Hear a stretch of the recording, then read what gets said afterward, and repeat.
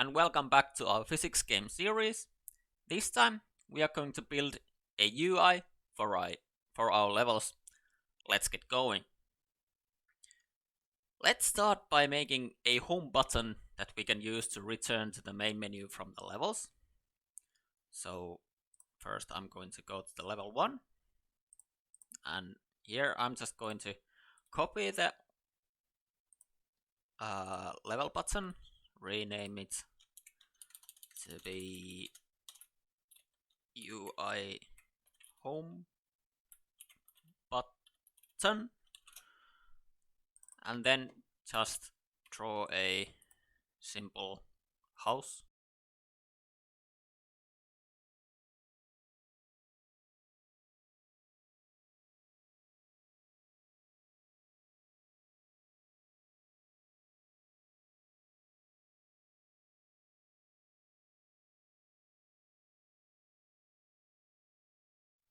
Okay, now we have the home button.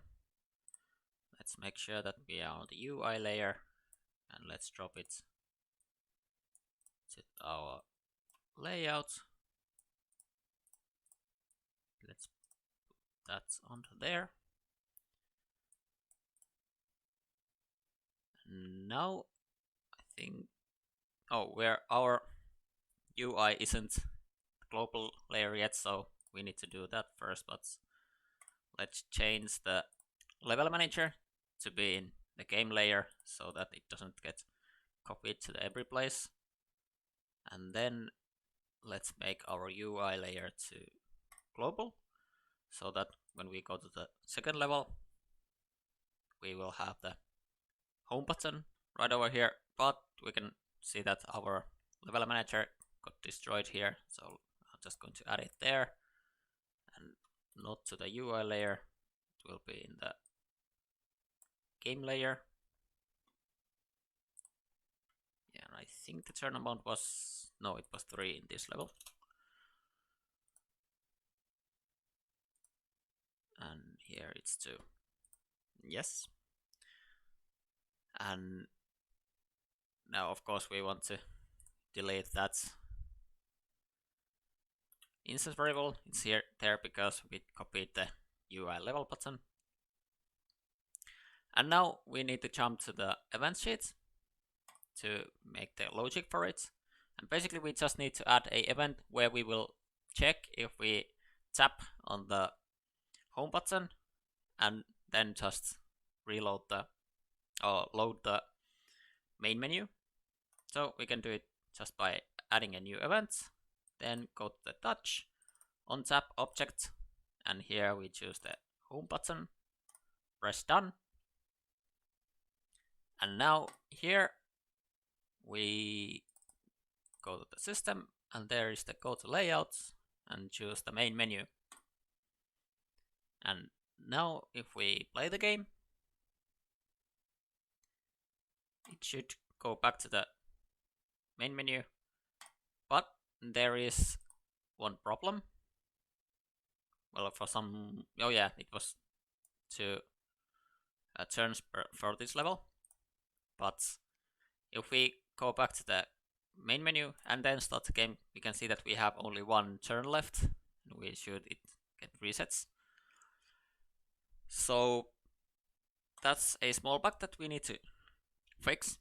And how we can do that is just adding here a set boolean action where we set the aiming to true. So the reason for that bug is that the aiming variable is false when we go back to the level, as when we press the home button, then it will set the aiming to false, as in the logic right over here, when we stop or end any touch, then we set the aiming to false, and that will happen at the same time as we are going to reload the new level, and that will cause the bug. So now that we have the aiming set to true when we before we go to the main menu, now we can try to play that. We go back to the main menu, go back to the level, and there's now the 2 turns left. So with that, it's fixed. And now that we have the working home button, let's add the logic where we will set the levels opened variable every time we complete a new level. So basically the thing that I said in the last episode. To do that, we need to go to our level manager. So right over here. Actually, let's choose it from here. And we need to add a new instance variable where we will set the level number. So let's call it level number. Type of course is number, and initial value is 1 as we are in the level 1. And then we need to go to level 2 and change it to be the level 2. And now we go back to the event sheet, and here on our win condition, where our count of the grades in the level will be 0, there we would want to do that if the level number is greater or equal than the levels opened. Then we would want to increase the levels opened variable. But here is a problem that we can't really add another check for it, because all of this we want to do every time when the sprite count gets to 0. But when we want to increase the levels opened variable, then we would want to have another check here. And we can do that by making a function. And what functions are? They are basically a piece of logic that we have named, and we can call it every time we want. Well, basically all the events are functions on their own, but we can't call them in other events. So how we can make a new function is to right click on the empty area and just add function. And what our function needs to do is to check if we should update the levels open variable, and then it will update it. So I think let's call it handle levels opened. Oh, levels opened. And well, we could write a description for it, and category return type will be none. And asynchronous is if we want to do it at the same time as every other things, but we don't want to do that, so we keep it as it was. And then we press OK, and here is our new function. And here, of course, as we want to add the check for if the level number is bigger than the levels opened variable, we can make a new sub event by pressing B. And here we set the check. Here we choose the level manager, then compare instance variable, and the level number is greater or equal to levels opened. And here we press done. And then for the action, we just set the value of levels opened to be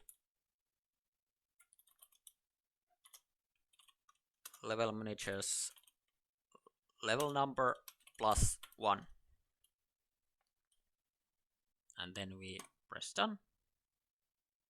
And now we should have working function, but we don't call it anywhere yet. So now here in our win condition, we can add a new action. And here you can see a new object that we can choose. Well, it's functions. If we click it, then here in the functions section, we can call the handle levels opened function. And then, of course, we want to do it before we go to the next layout. And with that, it should work, and we can try it. That's, well, okay, let's go to the level selection. We have only one level opened. But if we clear the first level, and now we're in the second level, let's go back to the main menu. And now in the level selection, we have the 2 levels opened. Looks great. And finally, we want to add one more thing to our game, and it's a restart button to our level. So what we can do is just, well, let's copy the home button and let's rename, let's not reload the site. Let's rename it to restart button. And then let's open the editor.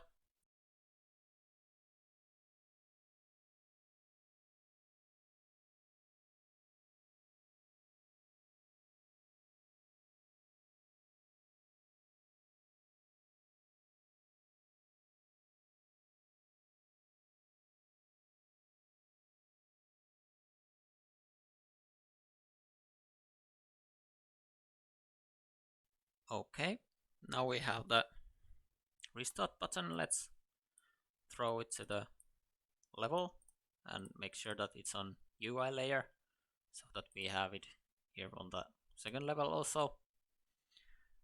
And now we just need to make the pretty much the same event as this one, so we can just copy it, Control C, Control V, and let's change the object to be the restart button. And instead of going to the main menu, we are just going to restart the current layout. And now if we try to play the game,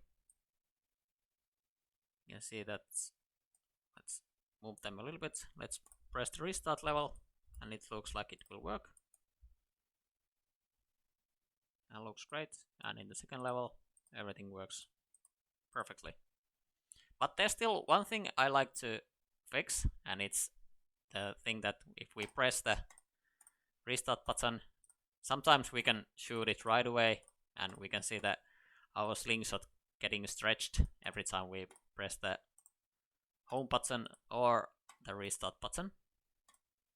So how we can fix that is to just set here and here the checks that we are not touching the home button or the restart button. So let's add a new check or condition. Go here to touch and is touching object. And here we want to choose the home button, press done and invert it. And we do the same with the restart button. So let's invert it, and then let's take these two, copy these and put them here also. And now if we play the game, if I press the restart button, then nothing happens on the slingshot, and the same with the home button. But well, the downside is that if we are aiming and put our mouse on top of this, it will stop it, but it won't shoot it if we release on top of the button, so I think it should be fine. And with this, we should have a working UI for our levels and basically a working demo for the game. So we could start to create a new levels and make this into a full game. But there is still one extra episode left, and in that episode we will create portals to our levels so we can have an extra gimmick to our game. So I will see you then.